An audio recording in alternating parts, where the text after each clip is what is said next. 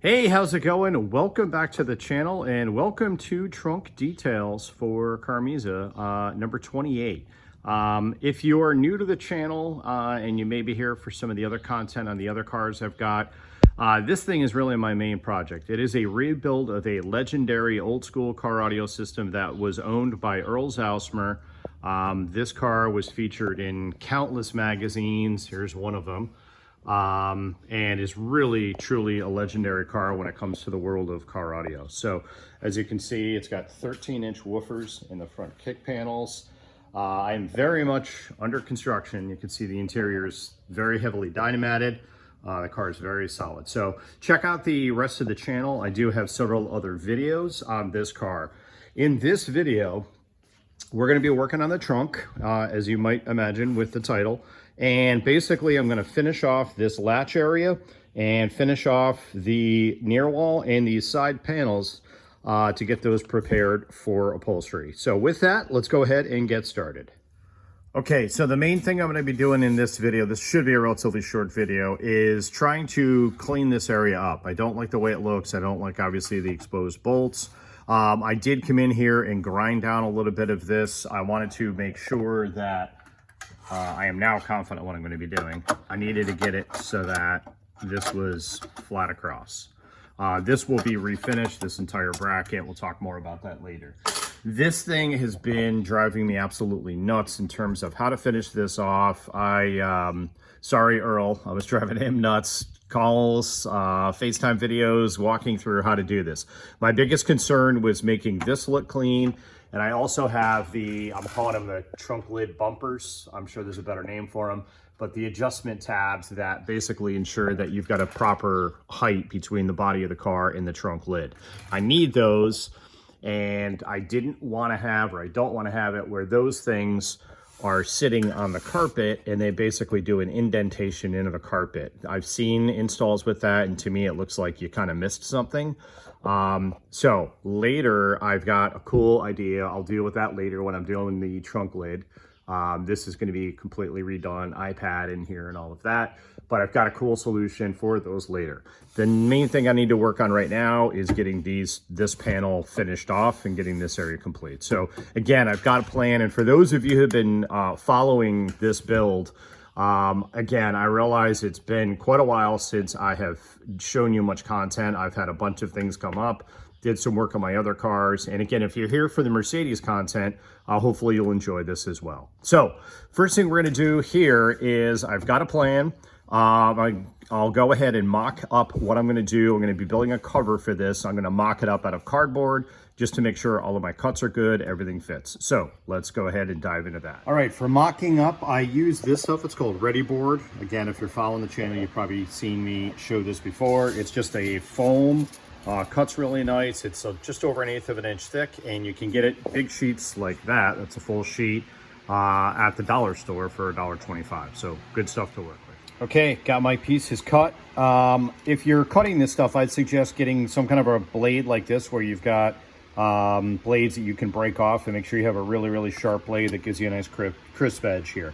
All right, I've been kind of mocking it up, test fitting it in the car. At this point, I'm gonna go ahead and just put a couple of very small pieces of double-side tape on it, get it mounted in the car, and then make sure my clearance is good when I close the trunk. And this is what the two pieces look like in the car. I did make sure I have plenty of height here. I can fit my finger in between the bottom side of the trunk lid and this area. So height-wise, it's no problem. I do need to verify that everything is good in terms of clearance with this hole. I'm going to be wrapping this again. This will be made of ABS plastic. I'll CA glue it to this panel. We're going to fill it in, kind of feather it out here. Sand the whole thing down, and then I'm going to hit it with a high build primer. But when I upholster this, I'm going to take the carpet, basically cut an X in it, roll my edges over inside of this. So it's just a clean hole that's just large enough for this latch. The latch is up there behind my light. And again, at this point, what I'm going to do, I'll pull my floor out. Again, this is just my mock-up piece. That's going to be one of the upcoming things we're working on. And I'm going to get inside the trunk, close the trunk with me in it, and take a look around here and make sure I've got just enough of a gap. I want it to be a small hole as possible, but I want to ensure that the carpet doesn't rub on the latch. So go ahead and get inside the trunk. All right. For any of you OG people, I'll be 55 in December. Getting a little old to be in the trunk, but all in the name of sound quality. So I took a look at this. It's kind of tough to tell here. I'm going to make some slight adjustments, trim one side, and then we should be good. Foam mock-up is complete. I did have to take a little bit more off the sides. Actually, these 3 sides I trimmed down just a little bit. Again, getting back in and out of the trunk just to make sure I've got plenty of room for carpet, plus probably an 1/8 to 3/16 left over, just to ensure. Also, there needs to be some adjustment. This thing it can adjust back and forth, up and down, all that. So I wanted to allow for that as well. Couple of other quick things. You might notice that I squared off these corners, these inside edges. A lot of times, if this was going to be finished, and if I was just going to paint this, I would round these just to give it a softer look. But when I roll the carpet in, it'll naturally look a bit rounded. This carpet's pretty thick that I'm putting in. It's about 1/4 of an inch thick. Also, you might be wondering, well, why didn't you just do this out of one piece and bend it? I thought about that, but figured this would be easier. Again, I'm just going to CA glue the ABS in place and sand it and fill it. It'll kind of look curved when I'm done. All right, so at this point, I can transfer this piece to the ABS plastic. All right, got my ABS plastic laid out. So, Jason, if you're watching, first off, thank you for your input on this design as well. Sorry I didn't go with your idea, but hopefully you like what it looks like in the end. I remember when I was recently, I forget what I was cutting ABS for, probably the near wall, you would mention, man, it looked like that table saw was about to bite you with the ABS. For some reason, I don't know what it is, man, I get freaked out cutting ABS on a table saw.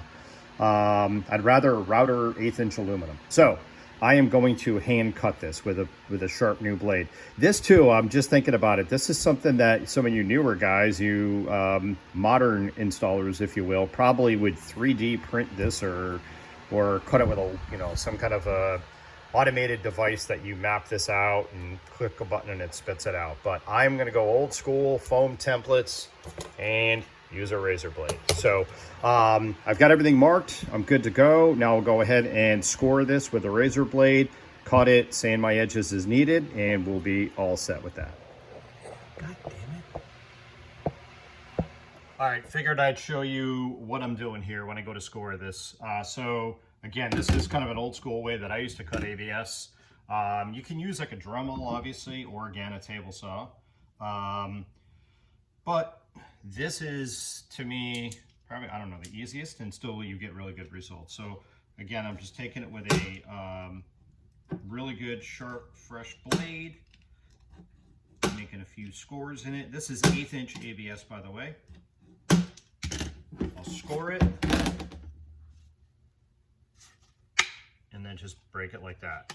Gives me a really nice, crisp, clean edge, and no risk of taking my fingers off in a table saw. When I go to do the inside edges, that's going to be a little bit trickier, but again, same principle, score it, break it, and pull it apart. So I'll go ahead and get this prepped. One down, one to go. Okay, got the second one cut. I'll show you this detail also. When I cut it, it gives me kind of a high edge here, just from the blade going through.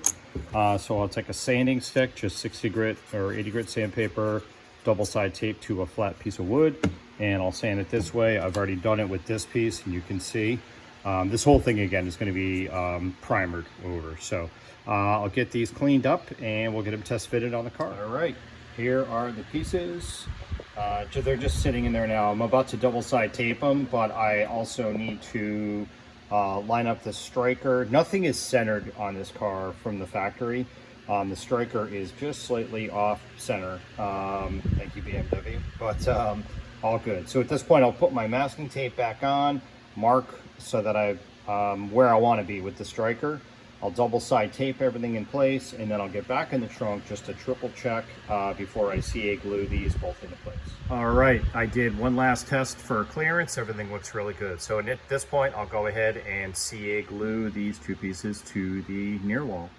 If you are new to the channel, when I say CA glue, this is the stuff that I use. It is a two-part, it's basically a two-part super glue, basically. So I like to get the thick stuff.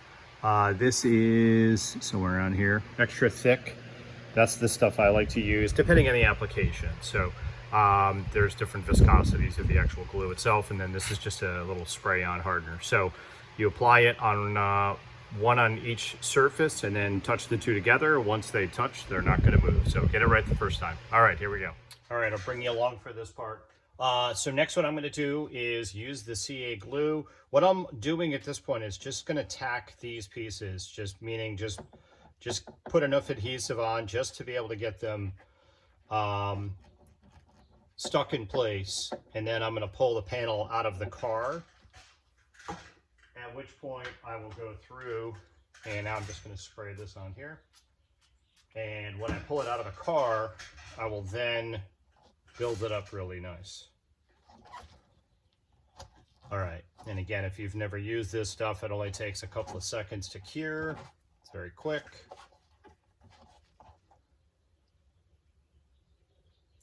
And you can't see it from this angle, but I've got my reference line for where my striker needs to be, or the piece needs to be relative to the striker. So got that one on, that should be good. Now I'll go ahead and do the same thing to the other piece. Again, just a little drop. I do realize too, you're going to see in a second that the ABS plastic hangs off of the edge of the near wall, which I want. I'm going to build that up. I did that kind of intentionally. And I want it to look like it was meant to be there.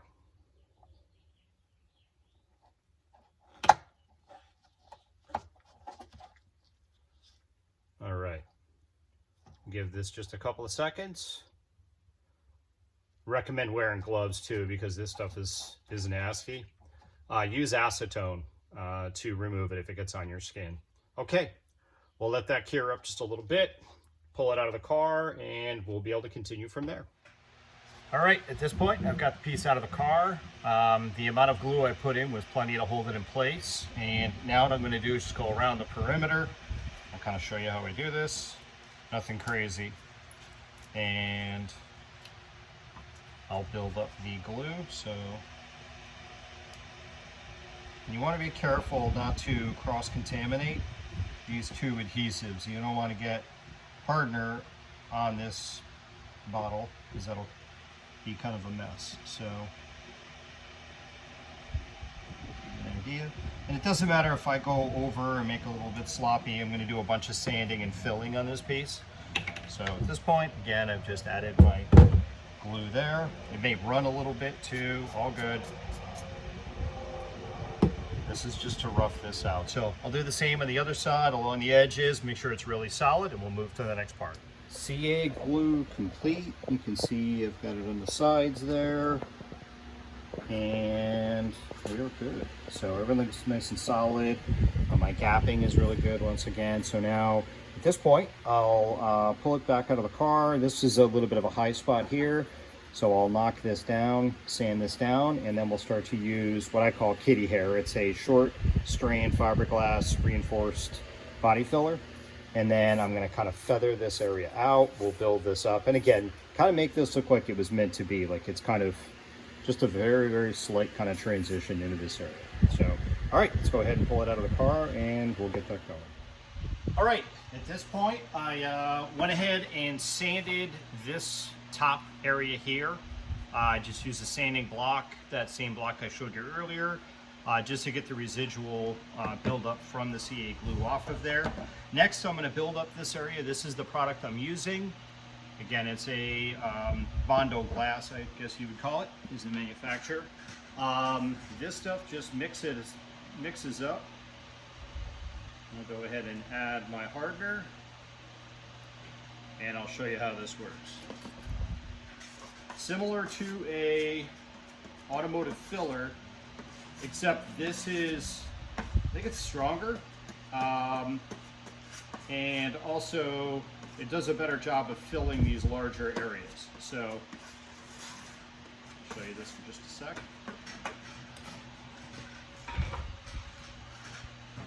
All right, so I've got just a little bit mixed up here. Now I'll just start building this area up, just kind of feathering it in.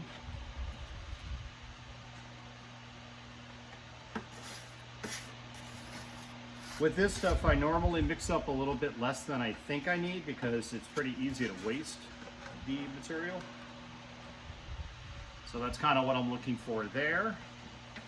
Next, and you have a okay open time depending on how much hardener you mix in and how hot it is out and the humidity.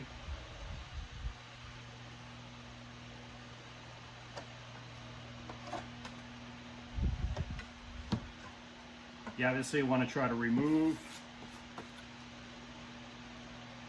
as much as you can versus sand it. I see some people just glob it on like crazy and end up sanding, 80% of it away. You want to try to avoid that if possible. And I can tell where I'm going to have to do probably a couple, 2 or 3 applications, which is fine. You can always add more. Anything I have to sand away is just wasted material, time, all that. So, okay. We'll get this on. This stuff cures up pretty quick. Normally by the time you clean up the your mixing plate, if you're using one, it'll harden up pretty good, especially to be able to do a second application. It's pretty easy to work with. It's pretty forgiving. So I'll continue to do this. I'll build this up until I get it to where I want, start sanding it, and then ultimately make the total shape. So I'll keep working away and I'll report back here in just a moment. All right, making progress, filling and sanding. I just want to show one little kind of a cool detail. I probably should have shown you this before. I had a gap right in here of about 1/8 of an inch on this area here. So there was a gap between the ABS and this panel of about 1/8 of an inch. So instead of, I didn't have to, I didn't want to cut a piece of ABS and all that. I just put a piece of tape in here, taped it from this backside, and then added the kitty hair into this side, and I ended up with a really nice proper fill in. This will harden up really good, and it looks finished. So this is where I'm at so far. You can see where I've kind of built this up to transition, and that's what I'm looking for, just a really subtle little ridge there. So I'll continue to build this, shape it. You can see my low spots there, and keep going on it. All right, just a quick check-in, making progress. If you notice too, I'm switching between, I use metal and rubber scrapers. They both give you a slightly different kind of an effect. Now when I've got these low spots like this, I'll go through and use the hard scraper just to be able to get the rest of the mud into that area. Same on that side. And also one other little pro tip, if you're doing this or doing like finish work with like Bondo or whatever, I use compressed air to really blow the dust off after I sand really good. And then I'll even take a spray bottle and some water and just wet the area and get it out of the way so that I've got a nice clean surface for the next coat to go on. Otherwise, sometimes it doesn't stick very well and you go to sand it and it just kind of peels off. So making good progress, liking it so far, and I'll keep moving along here. All right, trunk latch cover basically complete. I will be carpeting inside of there. You can still see just on the edges here the bolts that hold in this latch. So that'll all be carpeted inside there. And then again, my carpet will come over here, roll over. Notice where I've got just a very slight kind of a transition. That's what I was after, just again to make it look like it was intentional, as if B&W made it. Notice too, I sanded the rest of these.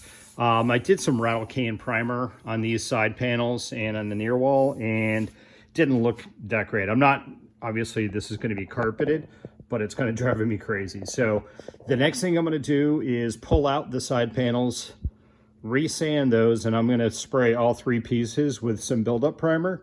And then I'm going to do a mock-up of my last idea, the last piece of the puzzle for these side panels. I'll show you that at the very end of the video. So the other thing too, in case you've been checking this, I've got kind of an undone area up here in the corners on both sides, and that is intentional. I might be doing some lighting up there So I'm going to leave that kind of opened up for now. But we'll see how that goes after I test all the rest of my lighting. So, all right, at this point, I'm going to wrap it up for tonight. And then tomorrow I'll pull the millverts out, pull the floor out, side panels, get everything out. We'll sand it. I'll show you how I do the high build primer, and we'll get these things reprimed. All right, it's the next evening, dark out as you can see. I am out in my driveway and I've got the side panels out. I did a little bit more sanding and prepping on these. Got them all ready to go, taped off the brackets that I built. And then here I've got the near wall, all sanded, prepped, wiped down, and ready to go. So at this point, I'm gonna go ahead and get the primer gone and I'll show you what I'm doing here. Okay, this is the product I'm using. I realize I got primer all over the can, the label, so you can't read it, but it's Speed Coat is the brand, available on Amazon. I think it's about $100 a gallon.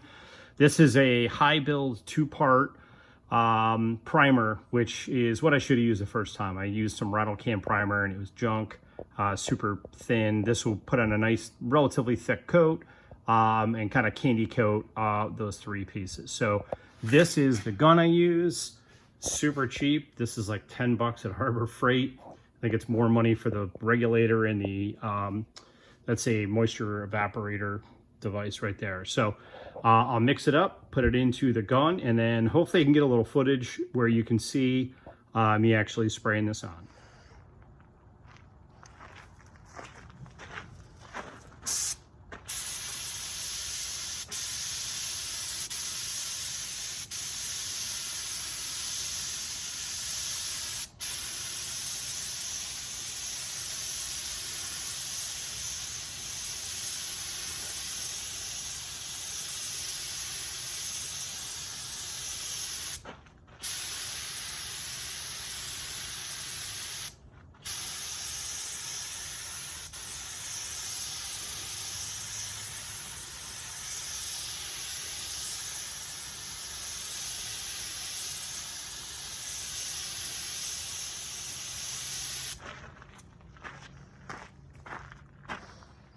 All right, it's a few days later and I've got the pieces primed. Now what I'm gonna do is just go through, knock them down with a little bit of 60 grit, which I think will help when they're scuffed up. That'll help also with the glue for the upholstery. So I'll get all 3 pieces sanded and show you what those look like in just a few minutes.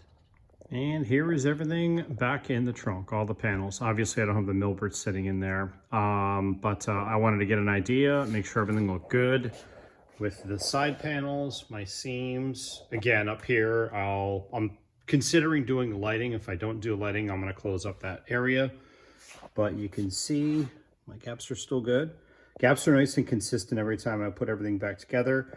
That is what the latch area is gonna look like. And then again, the carpet's gonna roll inside of that, and there'll be all carpet the inside of it as well. So it'll all be very finished. You won't see any of the mounting hardware. That'll be covered up as well. And that is it. So with this video, there's one other little thing I want to show you, kind of an idea I have. So give me just a couple of minutes. I'm going to set that up, see what it looks like. All right, work with me here. Use your imagination. Earl had a cool idea of doing zebra wood on the side panels. He said do a really kind of a thin piece. And I'm intentionally not showing you this just yet. I'm setting this up. I thought, wouldn't it be cool to take the factory wood that's on the car, on the interior of the car, which is approximately 2-inch strips that go on the doors and on the dash, and replicate that in the trunk. I put some paper in there to kind of see what that would look like. Obviously it's not straight, it's kind of just all over the place, but the objective is to kind of pull your eye into where the millverts are and kind of break up the big side panels. So Earl, if you're watching, I'm sure you're going to tell me, no, go much smaller, like half the size. And I don't know where they would go to. Do they go all the way up to this front area? And looking at this, how far back do they come? So again, this is just spitballing, just kind of, I want to be able to have some thought on this before, you know, I'm to the point where I'm actually upholstering. So, all right, so with that, this is going to close out this video. So I know, again, it was a short video. If you made it this far, thank you very much. In the next video, I'm going to be doing the trunk lid cover. I'm going to literally start working on that in about 10 minutes. I'm going to put the phone down, stop recording this, pull the trunk lid, and get to work on that. I've got some really cool ideas for that. There's going to be some neat things going on there. So thank you very much for watching. Certainly appreciate it. If you have not already, please like and subscribe, and there will be much more CarMiZa content coming soon. Thanks very much. Talk to you soon. Take care.